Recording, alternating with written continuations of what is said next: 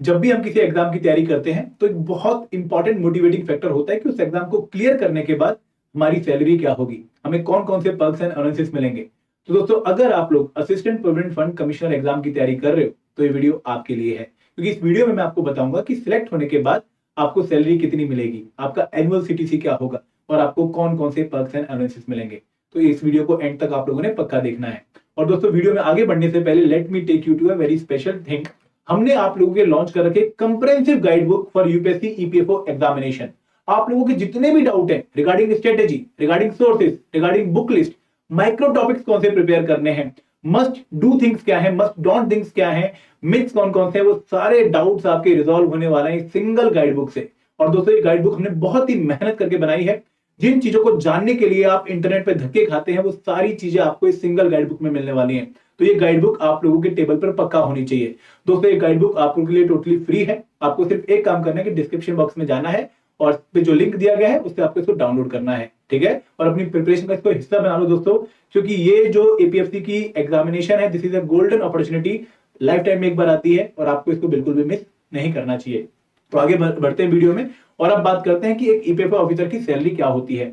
दोस्तों, जब आप EPFO examination, EPFC examination crack करोगे तो वहां पर जब आप इस पोस्ट पे जाओगे तो आप लेवल 10 पोस्ट पर जाते हो। देखिए, जैसे जैसे पोस्ट के लेवल बढ़ते हैं ना, वैसे वैसे आपकी पावर बढ़ती है, आपकी जॉब प्रोफाइल बढ़ती है। तो level 10 is a very good post, class A post है। आप लोग गैजेटेड ऑफिसर बन जाओगे। No doubt non ministerial post है, लेकिन पावर आपके पास बहुत ज्यादा होंगी। अब इस पोस्ट में सिलेक्ट होने के बाद आप ईपीएफओ की एक तरह से बैकबोन बन जाओगे, क्योंकि EPFC is considered to be a very powerful post within the EPFO organisation, ठीक है। तो यहां पर जब आप सिलेक्ट होते हो तो आपका बेसिक पे 15,600 से लेके 39,100 और जो आपका ग्रेड पे है वो 5400 का होगा।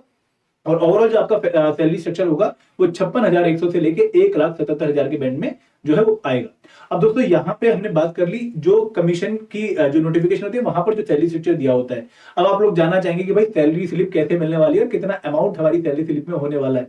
दोस्तों, ये है एक सैलरी स्लिप। यहाँ पर मैं आपको बता दूं कि जो आपका टोटल पर्क्स एंड अलाउंसेस मिला के जो आपका वेतन बनेगा वो लगभग 1 लाख के आसपास आपका बनता है, ठीक है। और नेट सैलरी अगेन कुछ कट वगैरह के, जैसे अगर आपने लोन वगैरह ले रखा है या फिर कोई और आपकी चीजें कट रही है, पीएफ वगैरह, तो उसके बाद जो आपका अमाउंट आ रहा है वो अराउंड 1 लाख है, ठीक है। और यहाँ पर आप देखो कि आपको ग्रेड पे इन बैंड, बेसिक पे, DA, TPA, HRA, CCA, special पे, तो बहुत सारे अलाउंसेस आपको इस सैलरी स्लिप में देखने को मिलेंगे। दोस्तों, again this thing is quite motivating, क्योंकि जब मैं किसी एग्जाम की तैयारी कर रहा होता हूँ और मुझे सैलरी स्लिप दिख जाए तो कहीं ना कहीं मेरे मन में भी आता है एक तो सरकारी नौकरी और इतनी अच्छी सैलरी स्लिप। तो आई होप आपके दिमाग में ये फीलिंग आई होगी। अब दोस्तों, यहां से अगर मैं सीटीसी आपको बताऊं तो ओवरऑल अगर मैं सीटीसी की बात करूं ईपीएफसी पोस्ट की, तो that is more than 17 lakh per annum. और दोस्तों, this is considered to be a very good package, क्योंकि जो जॉब प्रोफाइल है अलोंग विद पावर और मनी भी आपको साथ साथ मिल रही है, तो आप लोगों को इस एग्जाम के लिए पक्का प्रिपेयर करना चाहिए। अब दोस्तों, हम बात करते हैं कि डिफरेंट अलाउंसेस और कौन कौन से मिलते हैं। देखिए, कुछ अलाउंसेस जो आपको अपनी सैलरी स्लिप पे देखने को मिलेंगे वो कौन कौन से हैं। बेसिक पे DNS allowance, house rent allowance, again जो ये अलाउंसेस हैं कई बार वेरी करते हैं कि आपकी पोस्टिंग कौन सी सिटी में हो रही है। टीयर 1 के लिए अलग है, टीयर 2 के लिए अलग है। देन ट्रैवल अलाउंसेस और लीव ट्रैवल कंसेशन की, अगर आप लोग एक साल कहीं चाहो घूमना, अच्छी जगह पे जाना विद फैमिली, तो आपको पूरा खर्चा ईपीएफओ की तरफ से मिलता है। तो अगेन बेनिफिट चीज है, बेनिफिशियल चीज है। Then central government health services, fixed medical allowances and group insurance. इसके अलावा दोस्तों बहुत सारे इंटेंजिबल बेनिफिट्स भी हैं, जैसे जिम फैसिलिटी हो गई, ठीक है। तो वो आप लोगों को अलग फायदा मिलता है। तो आप लोगों को इस पोस्ट के लिए बहुत अच्छे तरीके से प्रिपेयर करना चाहिए, क्योंकि दोस्तों अगेन मैं आपको बार बार बोलूंगा कि this is one time opportunity जो एक कैरियर जो एक एस्पिरेंट के कैरियर में आती है, जो उसका प्रिपरेशन का लाइफ टाइम है 5 साल का, उसमें पहली बार आपको एग्जाम देखने को मिलेगा। तो आपको इसको बिल्कुल भी मिस नहीं करना चाहिए, ठीक है। और ये सैलरी स्लिप आप लोगों को चुपका के अपने टेबल के सामने लगा लेनी है, क्योंकि आपको बार बार ये मोटिवेट करनी चाहिए। This is all from my side. और दोस्तों, मैं आपको बता दूं कि हम एडुटैप आप लोगों के लिए पहले भी रिजल्ट प्रोड्यूस करते रहे हैं।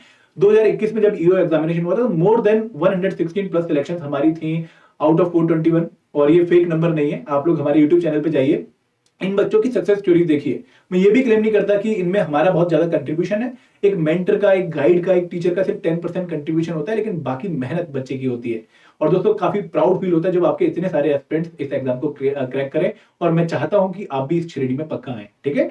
This is all from my side. Thank you very much. जय हिंद, जय भारत।